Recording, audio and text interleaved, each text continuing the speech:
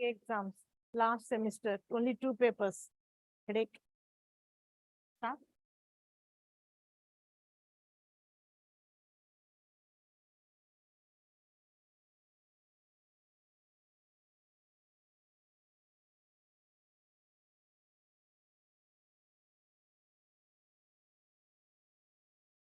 Hello, good afternoon, students. Welcome back to Botany first year's class.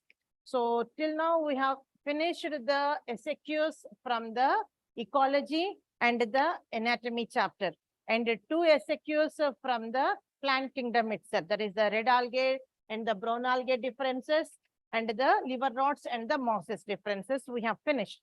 Now we will go with the somewhat easiest chapter, where we can expect from that unit itself. That is the first unit. Okay, that is the first chapter, second chapter, fourth chapter. Out of these 3 chapters, we will get 2 SAQs. So we will see that first one. Okay, so that is the first chapter is the living world, and in that the expected question may be the one. This was already given. Okay, this was already given. What is meant by identification and nomenclature? How is the key helpful in the identification and the classification of an organism? So in this, we have to give the definitions for the identification and nomenclature and key. Then we have to give the explanation, because they have given the question only like that. What is meant by identification and nomenclature? Identification means when we are collecting the plant body, okay, and already that is known to someone as that is called as the identification. Okay, we are collecting the plant body which is the known one, otherwise the unknown, that is the entirely new one. To that, whenever we are giving some characteristic features to identify, that is called as the identification. Okay, next comes the nomenclature. In the nomenclature, what is meant by nomenclature? Giving the scientific name, giving a correct scientific name for the identified organism is called as the nomenclature. In your own words also you can say, naming the organism with its scientific name is called as the nomenclature. Correct scientific name to an identified plant is called as the nomenclature. Okay, now comes the, what is the second question what they have asked over here? How is key helpful in the identification and classification of an organism? So what is meant by key in this complete taxonomy? That's the one what we have to say first of all. Key is a taxonomical aid, okay, that is helping out for us. It's a taxonomical aid used for identification of plants and animals based on their similarities and dissimilarities. That's the key. Key is a small aid, that is the taxonomical aid, where we can classify the organisms based on their similarities and the dissimilarities. Organisms means here plants and animals, both will come. Okay. Otherwise, you can say instead of plants and animals, we can use the one word also, organisms. Anything we can use for the key. Okay. Now the next one. This is the first definition what we have to say for the key. Now what we have to write? It is always, the key is always based on the contrasting characters.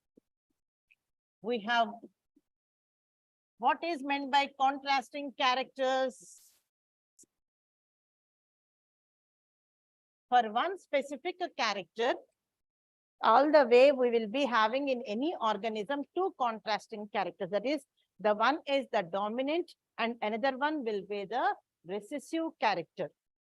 Okay, those are the ones whenever they come in in the heterozygous condition, we'll call them as the contrasting characters.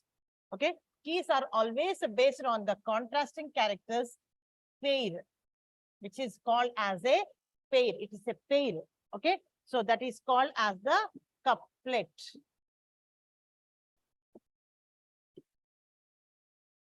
When the pair of contrasting characters are present in an organism, so that is called as a couplet, and keys are always based on this couplet.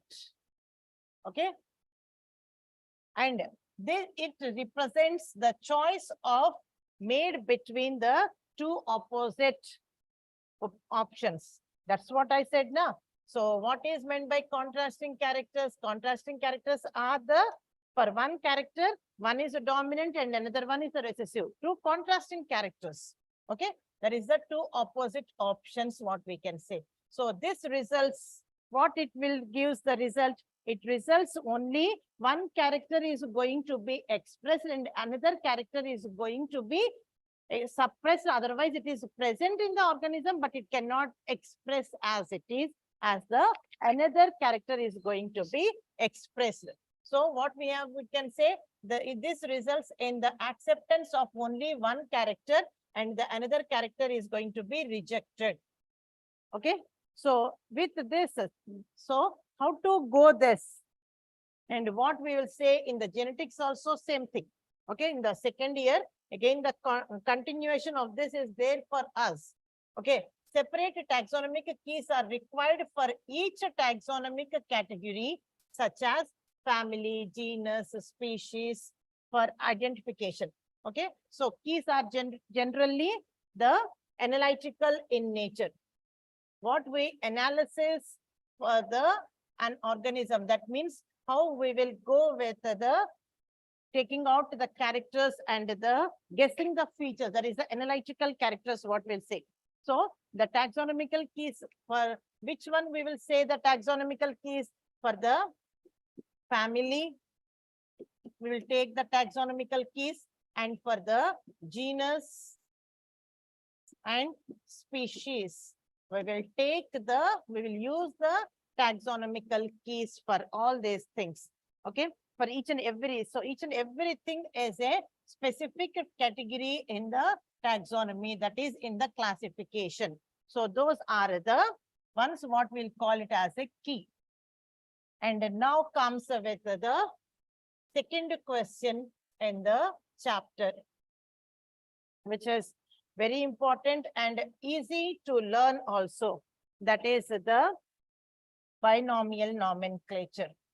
Explain binomial nomenclature. This is very important one, because in the supply paper, usually they will give the somewhat easiest questions from some chapters where the students can pass. First of all, passing marks. Okay, for the dullers, not for the students who are going for improving their marks, not for them, only for the dullers' sake. So in this, the students who wants to improve, they can improve a lot, because the easiest paper we will get in the supplies now. So that's the easy one to get the good score, increase our score only. So the easiest question from this chapter, everyone can answer, is the explain the binomial nomenclature. So in this, what we have to write is the most important one. Okay. So binomial nomenclature means binomial. Binomial. Bi means two. Nomial means that is the naming, and the nomenclature. Nomenclature we have already seen. So binomial nomenclature, that means the each and every naming the organism with two words is called as the binomial nomenclature. So the organism here again, it may be the plants or the animals. Okay. So the naming the organisms in two words is called as the binomial nomenclature. So who proposed this first? This was first proposed by Gaspard Bohin.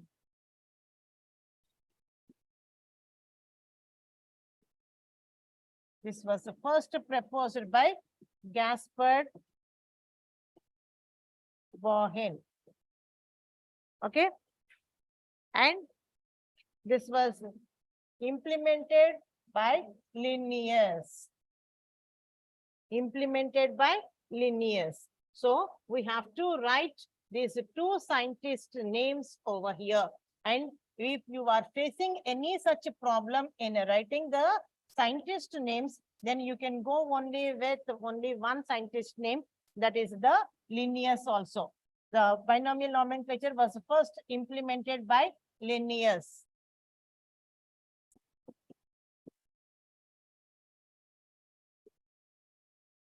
Corliss von Linnaeus. If you don't know the Corliss von to write, you can write only Linnaeus, because everyone knows this scientist with this name, Linnaeus only. So Linnaeus binomial nomenclature also we will call. So that is the one. And that was the first proposed. That is the one, this Gaspard Bohin, who has to remember and write, those who are going for the improvement exam. Those students need to write this. This binomial nomenclature was first proposed by Gaspard Bohin, and that was first implemented by Linnaeus. Okay. And what is this binomial nomenclature? According to this binomial nomenclature, what happens and what are the rules and regulations for the binomial nomenclature? Because everything is having the rules and regulations. Without rules and regulations, life won't be there on the earth. Not for us, not for one family. One family, we cannot say that they are only following the rules and regulations. Even we are following the rules and regulations, but we won't say, and always we want to point out others. We won't see for us what we are doing. That's the drawback. So here, so the rules and regulations for the binomial nomenclature. So what is the rules and regulations? The word should consist of this entire naming. Naming was done with the two words. Okay. So the first one is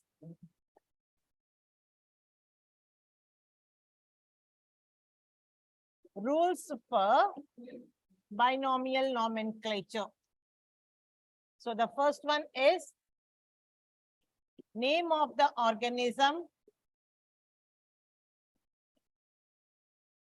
Name of the organism should have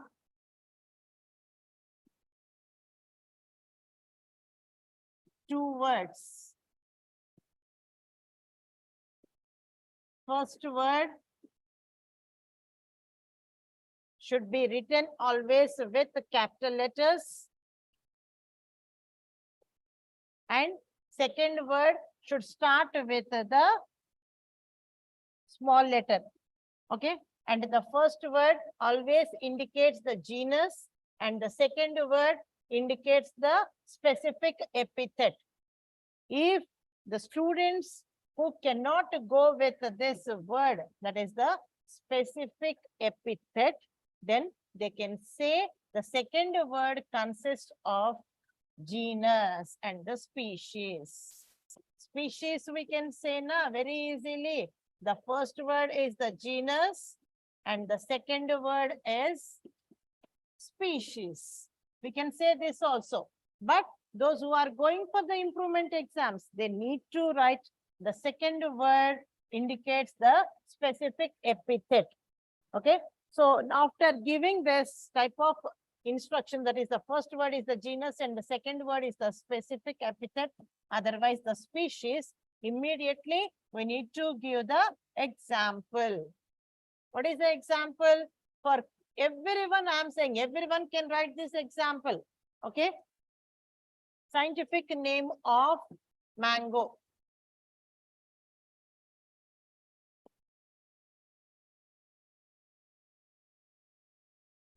Scientific name of mango. What is the scientific name of mango? Mangifera indica. Mangifera indica. See how I am writing. I small letter, M capital letter, Mangifera indica. Okay.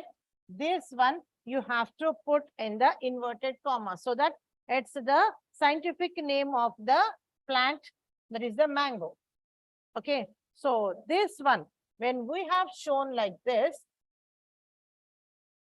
and after that, we have to underline this word also, Mangifera indica. So what is this? Okay, why we are opting only this? And in the different materials, different scientific names will be present. And don't go with all the scientific names, which you can easily say and remember. That is the one what you have to write in the SAQs. Again, the same example we have to give in the answer in the 2 marks question. So if we are preparing and remembering the same plant name, then what's the harm for us? There is no loss also, no, always a profit. So going with remembering the plant name, which is there in the 2 marks question. Same one you can write in the 4 marks question. So here for the mango scientific name is Mangifera indica. In this, the first one, Mangifera always represents the genus and the indica represents the specific epithet. You have to write at the bottom. Okay. In this, Mangifera indicates the genus and the indica represents the specific epithet, otherwise the species of the organism. And after that, what we have to write?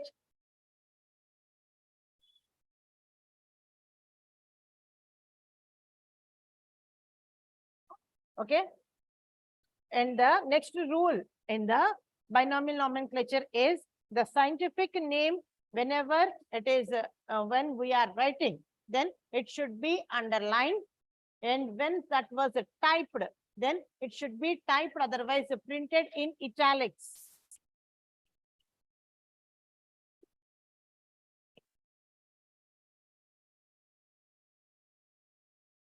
Okay. That's the most important second rule when we say for the binomial nomenclature. And the last rule is whenever here they have written it as an author, but this is not the word what we have to use here. The scientist, because we are saying this was the first proposed by and the scientific work was done. Linnaeus is not an author. Gaspard Bohin is not an author. They were the scientists. So the scientist, sometimes the scientist names should be written at the end of the scientific name. Okay, that is the one what here we are saying. Name of the scientist appears after the specific epithet in the abbreviated form. Okay, in the cut short form, that is the abbreviated form. So what is the example for this? Again, we need to give the example. Mangifera indica LINN. And after that, we have to put a dot. Okay. So what is this represents? This represents this plant name was given by Linnaeus because of his hard work, and the species which was identified by Linnaeus. So he has given his name, and even we are also considering that. Okay. So till today, we will say Mangifera indica. This species was first identified by Linnaeus, and he has done much more experiments on this species. So we will say this name of the plant with the Mangifera indica LINN dot. That is the abbreviated form of the scientist name. That is the Linnaeus. This much we need to write. So same example we have to use twice in the SAQs, and the same example we are having in the VSAQs also. Name the name of the organism mango, scientific name is Mangifera indica. And in that, what is the genus and the specific epithet? Name the genus and the specific epithet. So what we have to write? The mango scientific name is Mangifera indica. In that, Mangifera is the genus, indica represents the specific epithet or species. That's it. So we can complete the 2 marks there, and as well as here 4 marks. So there is no choice of losing half mark over here if you have prepared well with this binomial nomenclature. So what we have to write first in the binomial nomenclature? What is meant by binomial nomenclature? Binomial nomenclature means naming the organism with the 2 specific words is called as the binomial nomenclature. Okay. So the naming the organisms in the brackets, right? Plants or animals. Now comes who has first proposed this. This was the first proposed by Gaspard Bohin and first implemented by Carolus von Linnaeus. Otherwise, you can write it as Linnaeus. Now comes the next one. So the rules and regulations, rules of binomial nomenclature. So the binomial nomenclature, the scientific name should have 2 words. That the first word always represents the genus and the second word represents the specific epithet of an organism. Okay. Example, mango, Mangifera indica. Now comes the second rule. That is the first word always starts with the capital letter and the second word always starts with the small letter. That is a case sensitive here. So if you are writing the Mangifera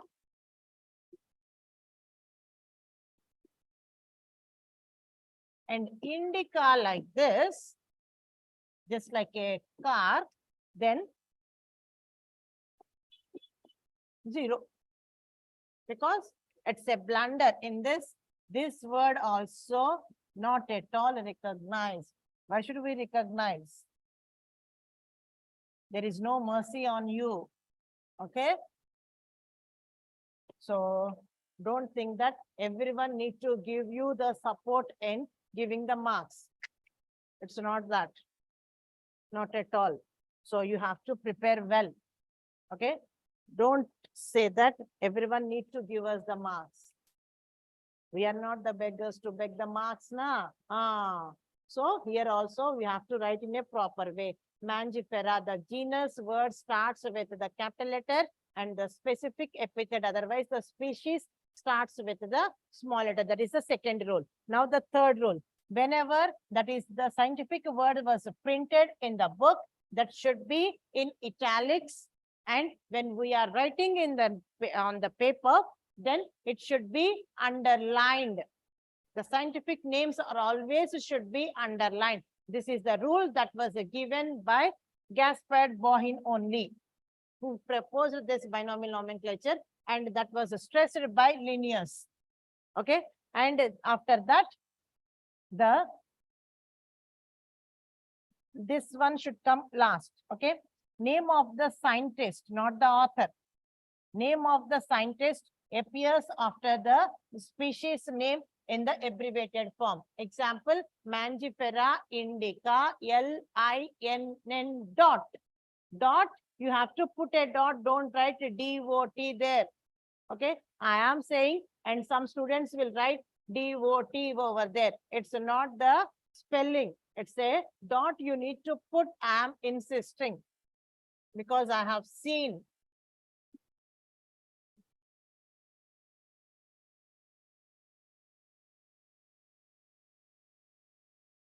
If we say 0, again they will write 0. Dot only, they are writing dot.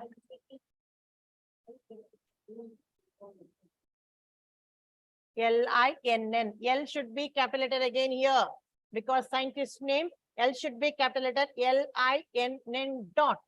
That is the abbreviated form of the scientist name, Carolus von Linnaeus. Okay. Now comes so in the first chapter, only 2 questions we are having. Most important ones, what we can say. And the second chapter is the biological classification. Okay. So in the biological classification, we are having total 4 questions. In those 4 questions, one we can expect. If they have not given the first chapter SAQ, then second chapter mandatory.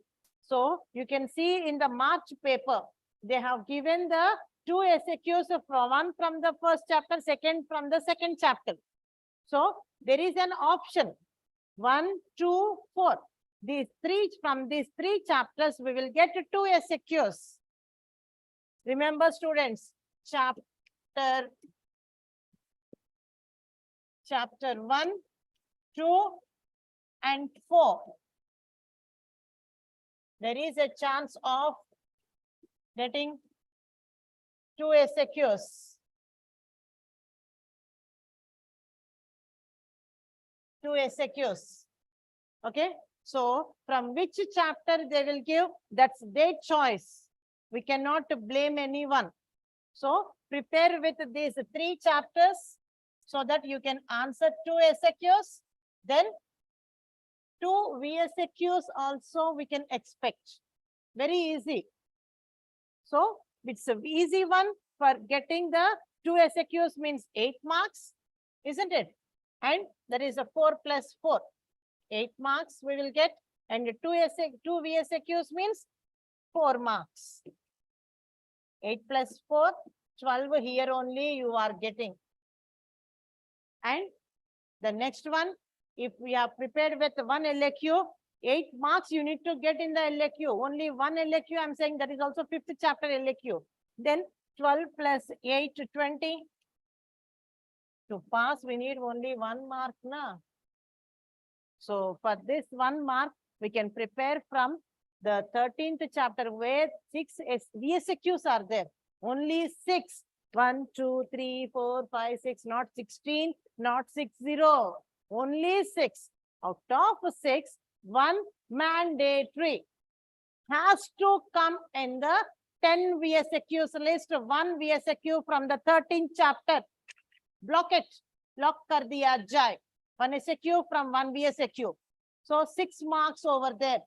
So 20 plus 6. 26. No need to beg for half mark from anyone. That de do bhaiya pass ho jate. No need, isn't it?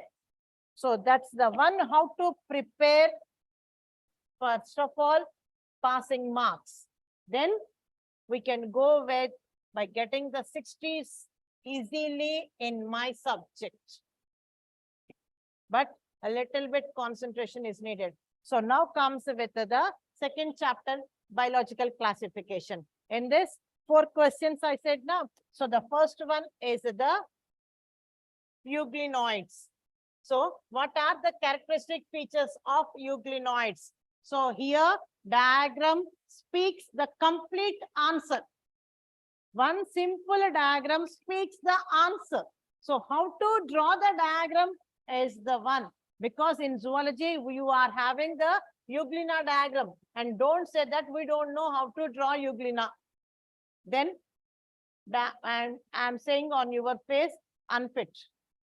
Because this much simple diagram, if you cannot draw in botany, in the zoology, you are having the reproduction also in euglena.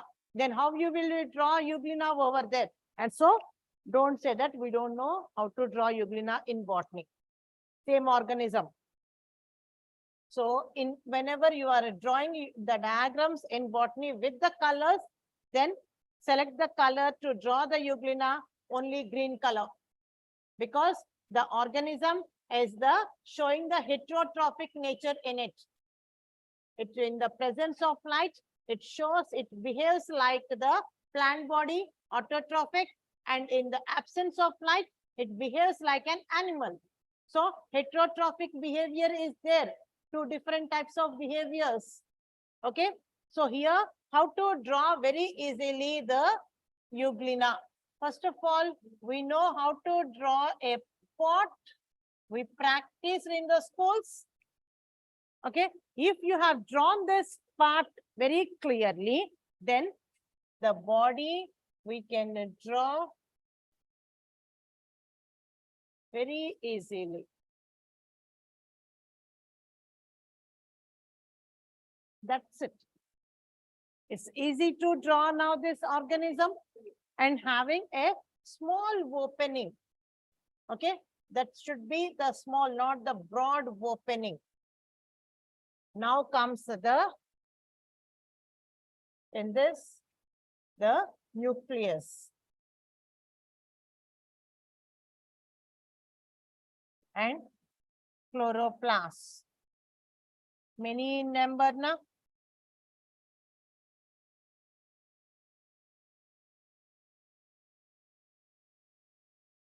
Next comes the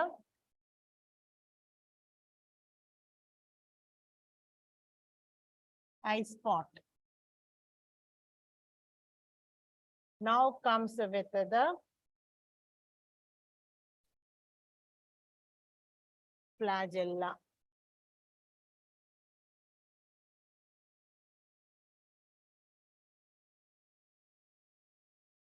Okay, two flagella will be there. One is short, one is long. Okay, and this with this we can wind up this, and the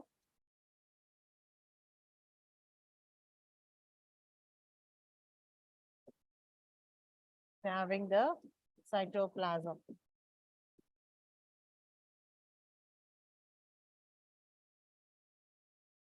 This is nothing but the cytoplasm.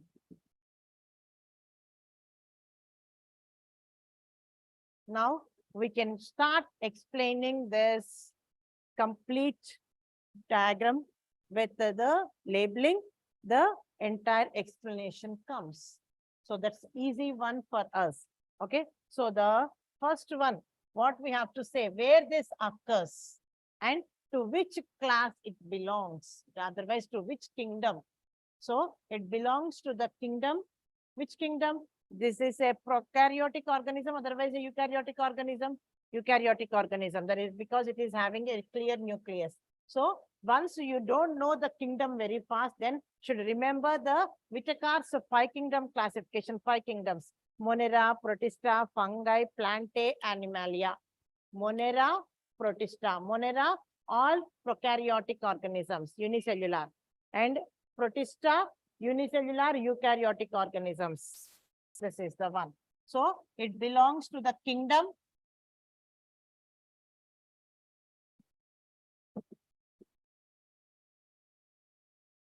Which kingdom it belongs? It belongs to the kingdom Protista.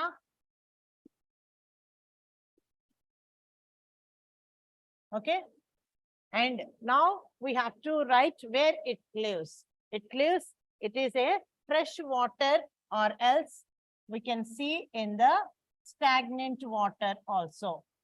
Most of them are the freshwater organisms. Few organisms can be seen in the stagnant water. Okay.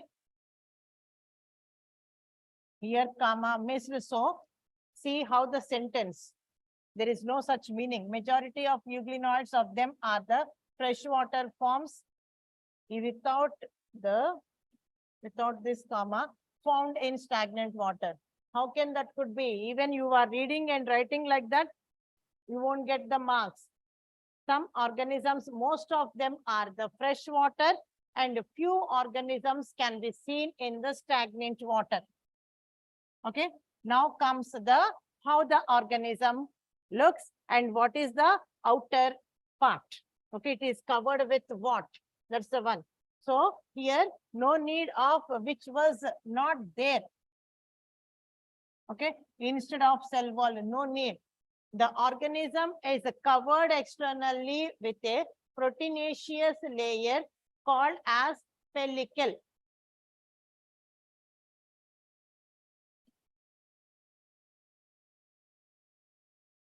Called as pellicle. Okay, it is a proteinaceous layer. The organism covered externally with a proteinaceous layer called as pellicle, and this is having the anterior and the posterior parts. The anterior, the pellicle will not be closing completely on the anterior side and leaves a small opening at the anterior side.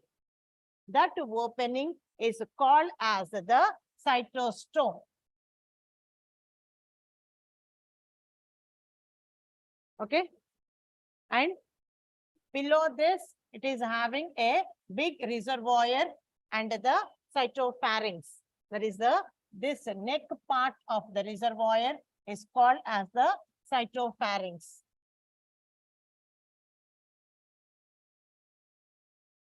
This is the cytostome.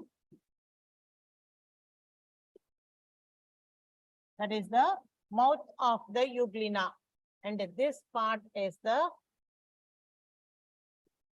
cytopharynx. And this is reservoir.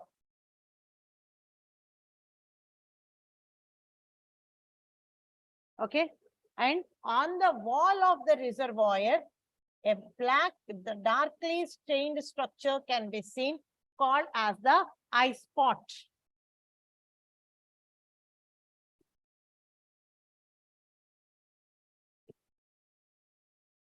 Okay.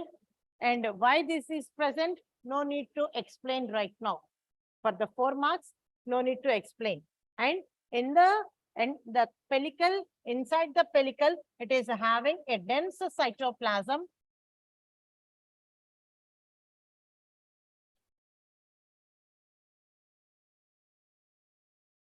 Dense cytoplasm. In the cytoplasm, a clear nucleus and many chloroplasts are present. These are chloroplasts.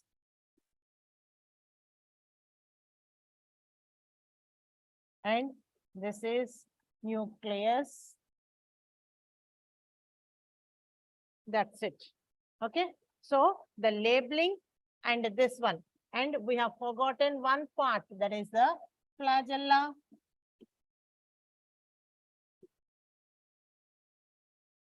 So from the reservoir, 2 flagella are arising, and which that will be in the one will be the short and another one will be the long flagella. So these flagella will help out to move the organism to swim on the water surface. Okay. And after that, we have to go with the reproduction part. So how the reproduction occurs in this organism? Reproduction occurs by the longitudinal binary fission. Reproduction occurs by the longitudinal binary fission.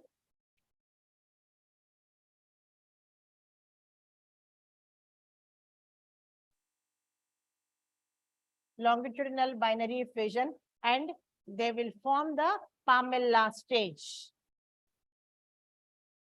That's it. Diagram, labeling, and the same labeling if you explain, and at the end you have to write the reproduction, how it occurs. After that, what we have to write for the euglena, in the presence of sunlight, it behaves like an autotrophic organism, and in the absence of sunlight, it behaves like an animal. Okay, so that it won't prepare its own food in the absence of sunlight. This much we have to write. Apart from the diagram, 2 extra sentences we needed. That's it. We can end up this answer. By seeing the diagram, we can write almost all points. Only 2 points are extra, that is the reproduction and how it behaves. Okay, so the reproduction occurs by the vertical longitudinal fission, okay, binary fission, and the next one, it forms the pamella stage, and in the presence of sunlight, it acts like a plant, and in the absence of sunlight, it behaves like an animal.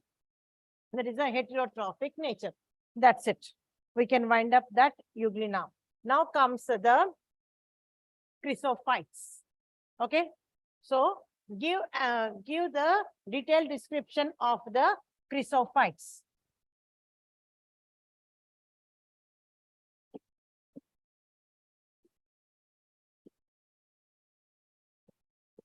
We can have this question, and so that we can end up the session. Okay, chrysophytes. Chrysophytes are again, this class organisms belongs to the kingdom Protista. Okay, that is the first word what we have to write.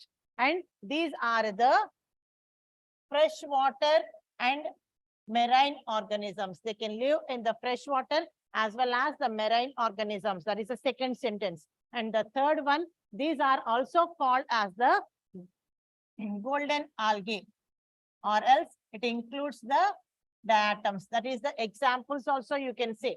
Okay. And these are the microscopic and the autotrophic organisms. And this, so I have clubbed these 2 points. These are the microscopic and autotrophic organisms. Autotrophic means they can prepare their own food by the photosynthesis. So no need to say photosynthetic organisms. Autotrophs, it's nothing but the plant behavior. Okay. Now comes the organism, how it looks. The chrysophytes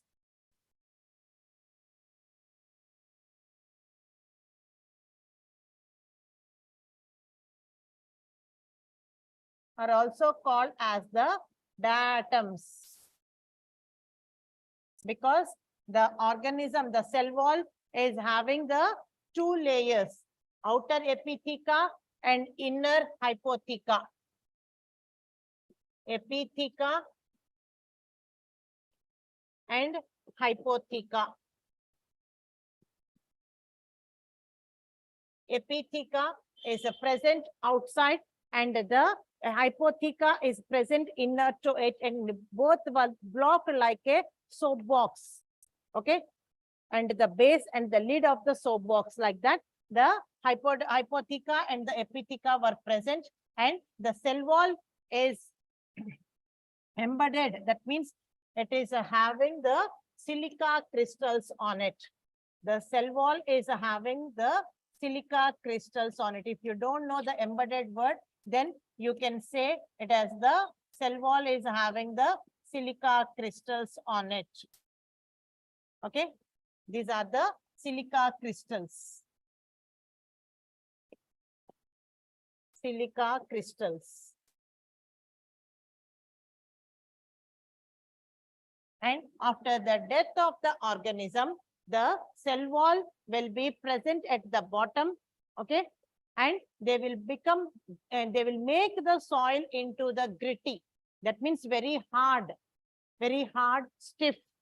That is known as the gritty. So that type of soil is called as the diatomous earth, otherwise Kisel Guha.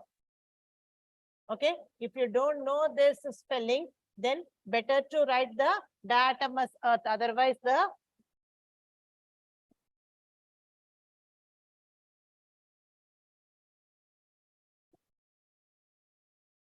I am writing the spelling over here.